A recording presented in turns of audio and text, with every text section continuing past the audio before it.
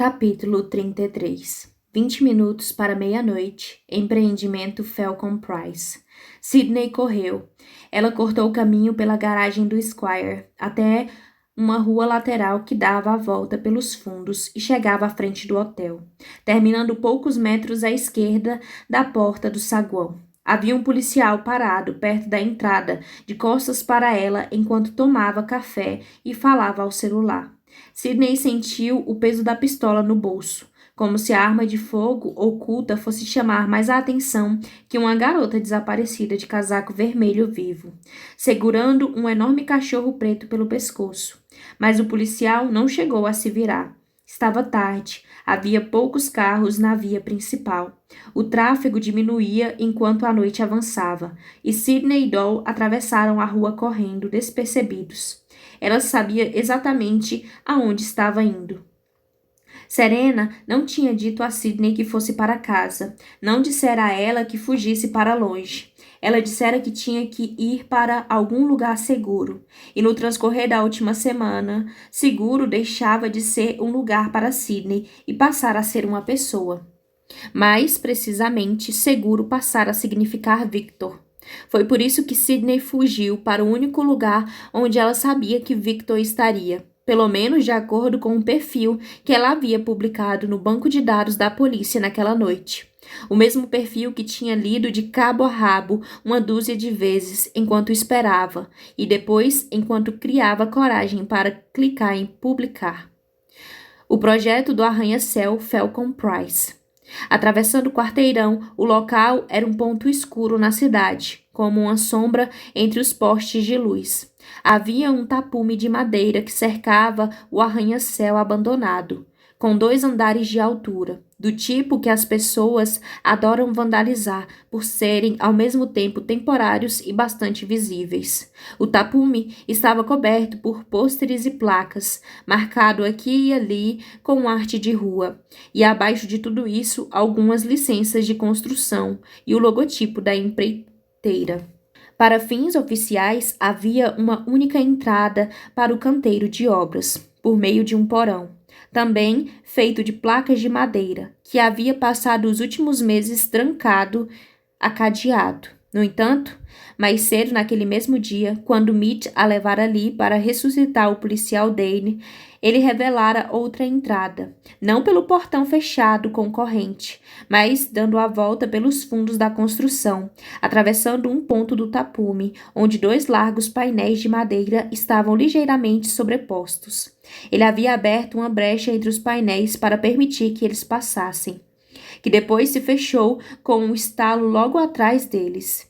Sydney sabia que podia se espremer para entrar no canteiro de obras sem precisar encostar na madeira, já que mesmo quando os painéis estavam próximos um do outro, havia um espacinho em formato de triângulo, perto do chão. Ela soltou o pescoço de Doll e receou que o cachorro saísse correndo. Mas ele não fez isso. Apenas ficou ali, vendo Sydney rastejar pela brecha. Doll parecia ao mesmo tempo angustiado com a decisão de Sydney e determinado a segui-la. Depois de ela atravessar e se levantar, enquanto limpava a poeira da calça, o cachorro se agachou e se estremeceu entre os painéis. Bom garoto, sussurrou Sydney. Do outro lado do tapume havia uma espécie de pátio, uma ampla extensão de terra com pedaços de metal, madeira compensada e sacos de concreto espalhados. O pátio era escuro e as inúmeras sombras faziam com que caminhar do muro até a construção fosse perigoso.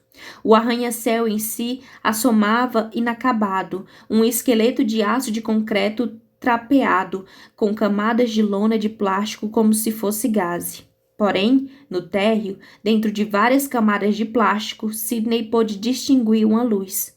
Estava tão difusa que, se o prédio não estivesse tão escuro, provavelmente ela não a teria percebido. Mas percebeu. Doll se espremeu ao lado dela. Sydney ficou parada no pátio, sem saber o que fazer. Será que era Victor que já havia chegado? Ainda não era meia-noite, era?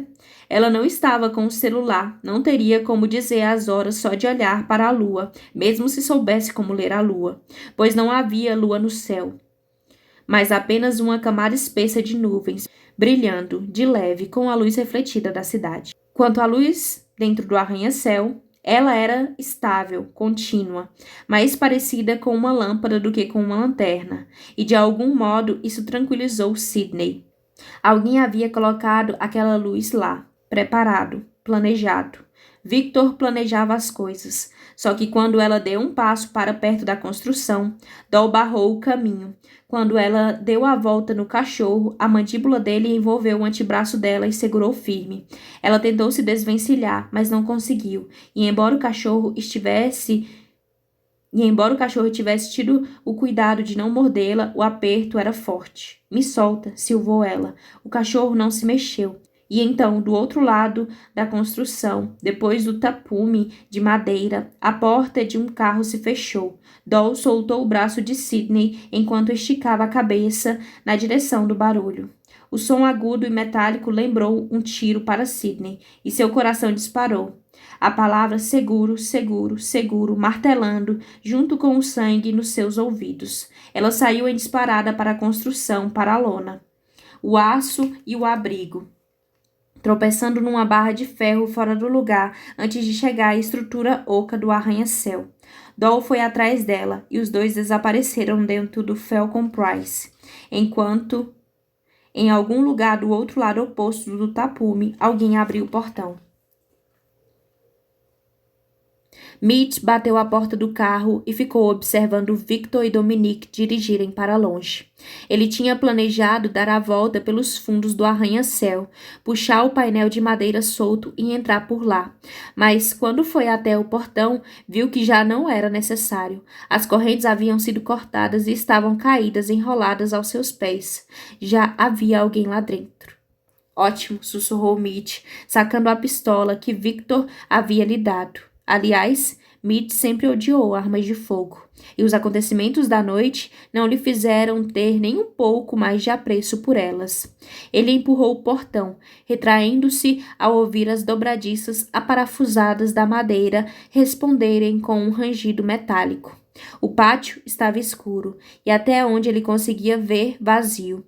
Removeu o carregador da pistola, verificou o interior, colocou-o de volta e, nervoso, deu uma batidinha com o cano da arma na palma da mão, enquanto caminhava até o meio do canteiro, a metade do caminho entre o tapume e o esqueleto de aço do arranha-céu, chegando a um trecho de terra o mais aberto possível. Uma luz fraca que vinha do arranha-céu pouco fazia para deixá-lo iluminado. Mas, dado o seu tamanho e a total ausência de outras pessoas, Mitch tinha plena confiança de que seria notado, e em breve havia uma pilha de vigas de madeira enceradas para prevenir a deteriorização do tempo. A poucos metros de distância, e Mitch se sentou em cima dela, verificou a arma uma segunda vez e esperou. O telefone de Serena tocou outra vez, enquanto ela atravessava a rua, passando pelo quarteirão, agora quase vazio, até o arranha-céu. Serena, disse o homem do outro lado da linha. Não era a voz de Eli. Detetive Stell, cumprimentou ela. Serena pôde ouvir a porta de um carro ser aberta e fechada. Estamos a caminho agora, avisou. A linha ficou abafada por um momento, enquanto ele cobria o microfone do outro lado com a mão e dava ordens. Lembrem-se, disse ela, de ficar do lado de fora. Eu sei quais são as ordens, interrompeu ele. Não foi por isso que eu liguei. Serena avistou a sinalização do canteiro de obras e diminuiu o passo. O que foi então? O Sr. Ever me fez mandar policiais para um bar para fazer a limpeza, depois de um incidente. Era para ter um homem morto lá. Sim, Mitchell Turner. Só que eu acabei de receber uma ligação dos policiais. Não tinha nenhum homem morto. Nem sinal de um. As botas de Serena diminuíram o passo até parar. Eu não sei o que está acontecendo, mas é a segunda vez que as coisas não se encaixam muito bem e você não ligou para Eli, interrompeu ela com suavidade.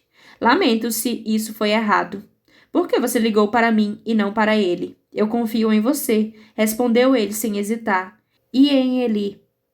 Eu confio em você, repetiu Stell, e o coração de Serena ficou um pouco mais leve, tanto por causa da pequena evasiva do policial, do desafio presente nessa atitude, quanto também quanto também do seu controle sobre ele. Ela voltou a andar. Você fez bem, disse, chegando aos muros de madeira da construção. E por ali, por entre a brecha no portão arrombado, ela avistou a forma grandalhona de Mitch. Eu vou cuidar disso, e sussurrou. Pode confiar em mim. Eu confio, respondeu o detetive Stell. Serena desligou e abriu o portão. Capítulo 34. 10 minutos para meia-noite. Empreendimento Falcon Price.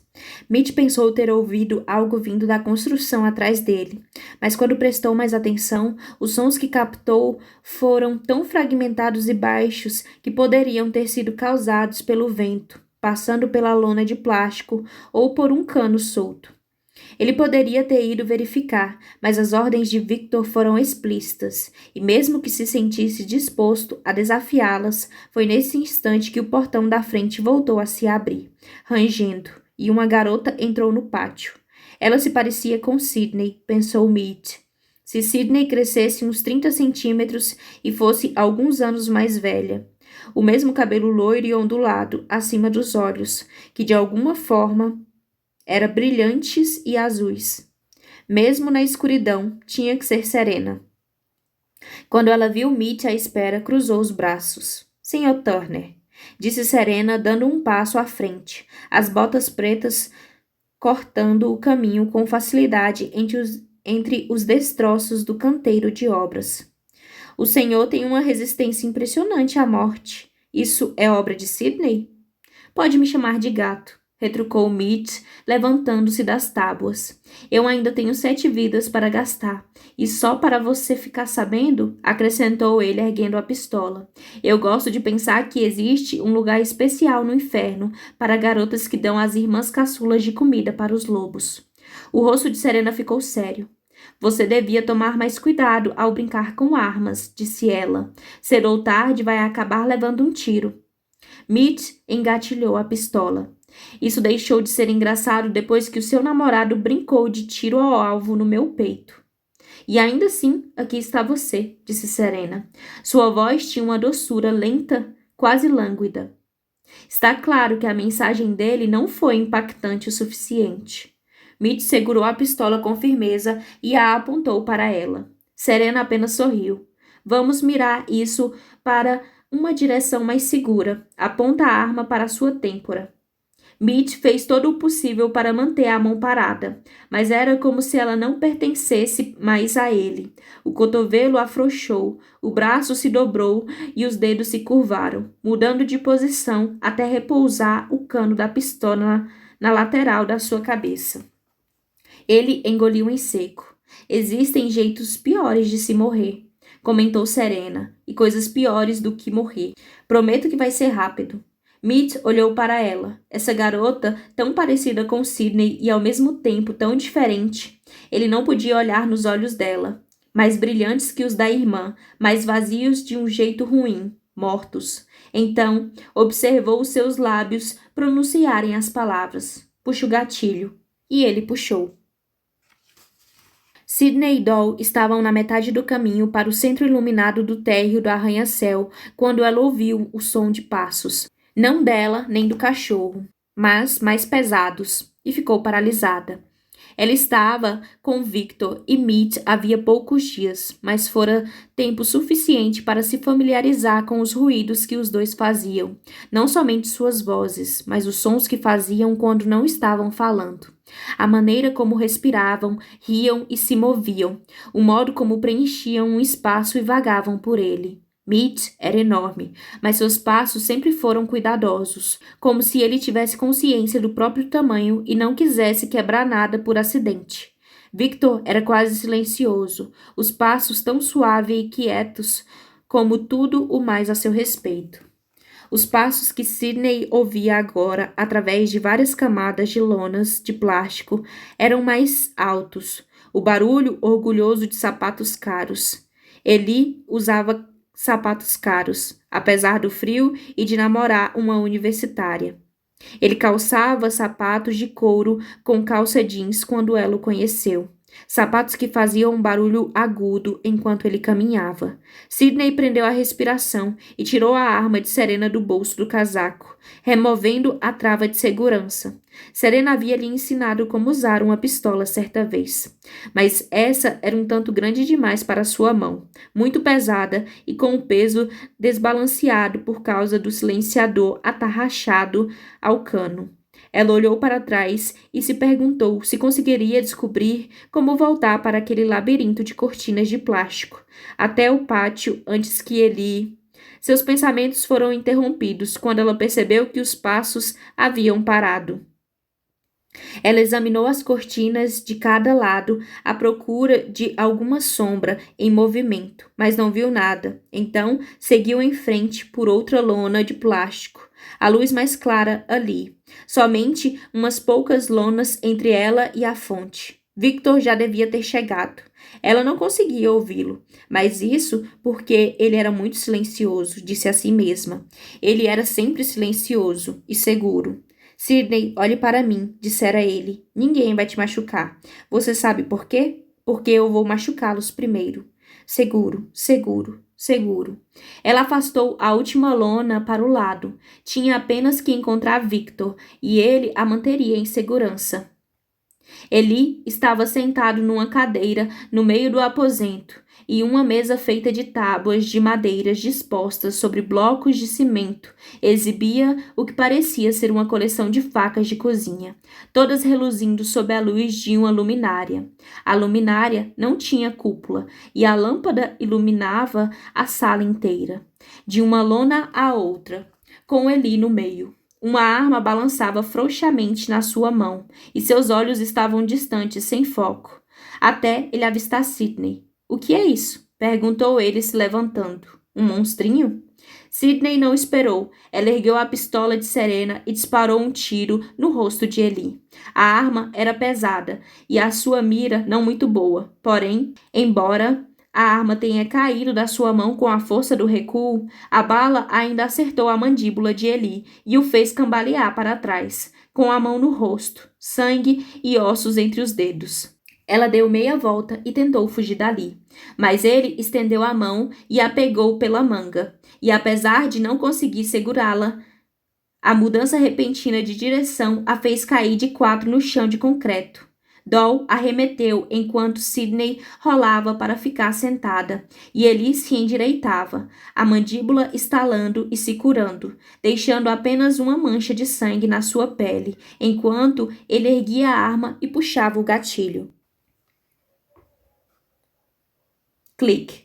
Um som baixo depois de Mitch puxar o gatilho, causado pela mola interna, que fez com que o percutor atingisse a trava mecânica em vez de uma bala, porque não havia bala nenhuma. A pistola estava descarregada. Mitch sabia disso. Ele havia verificado 3 vezes para ter certeza. Agora, ele via a surpresa se espalhar pelo rosto de Serena. Via a surpresa se transformar em confusão e começar a mudar para algo maior. Mas ela jamais conseguiu completar a transformação, porque foi nesse momento que a escuridão se partiu. As sombras atrás de Serena Clark se agitaram e se separaram, e 2 homens surgiram do nada. Dominic ficou parado, segurando um galão vermelho de gasolina, enquanto Victor deu um único passo atrás de Serena. Levou uma faca ao pescoço dela e cortou uma linha de um lado a outro. Houve um florescer vermelho e os olhos dela se abriram, mas Victor havia cortado fundo e nenhum som saiu da sua garganta. E Ulisses tapou os ouvidos contra o canto da sereia. Recitou Victor, tirando os protetores de ouvido enquanto Serena desabava no chão, porque ela era a morte. Meu Deus, disse Dominique, desviando o olhar. Ela era só uma garota. Victor baixou os olhos para o cadáver. O sangue se acumulava numa poça sob o rosto de Serena, reluzente e escuro. Não a insulte, disse ele. Ela era a mulher mais poderosa da cidade, exceto por Sidney, é claro. Falando em Sidney, disse Mitch, olhando para a garota morta. Desse ângulo, ela parecia menor e com o rosto virado como estava, o cabelo preso na gola do casaco. A semelhança era perturbadora. O que a gente vai fazer com isso? Dominique colocou o galão plástico de gasolina no chão, ao lado do cadáver. Queima o corpo, ordenou Victor, fechando o canivete. Não quero que Sidney veja a irmã, e menos ainda que ponha as mãos nela. A pior coisa que poderia acontecer seria Serena voltar à vida. Mead tinha acabado de pegar o galão de gasolina quando uma arma disparou dentro da construção, iluminando a estrutura do arranha-céu como o flash de uma câmera fotográfica. Que merda foi essa? Rosnou Victor. Parece que ele já chegou, comentou Mead. Mas se eu estou aqui fora? Perguntou Victor. Então, em quem ele está atirando? Ele agarrou o ombro de Dominique. Me leva lá para dentro, agora. O som do tiro de Eli ecoou pelo concreto enquanto o corpo de Doll desabava no chão. E embora o cachorro não parecesse sentir dor, ele se deitou de lado, arfando. Seu peito subia e descia, até que parou. Eli viu a garota estender a mão para o cachorro, mas engatilhou a arma de novo e apontou para ela. Adeus, Sidney. E então, a escuridão se moveu à sua volta e um par de mãos surgiu do nada e a puxou para trás, engolindo-a no nada. Eli puxou o gatilho e acertou a lona de plástico, através de onde a garota estivera. Ele deixou escapar um som frustrado e disparou outros 2 tiros no espaço que fora Sidney. Mas ela já não estava mais lá.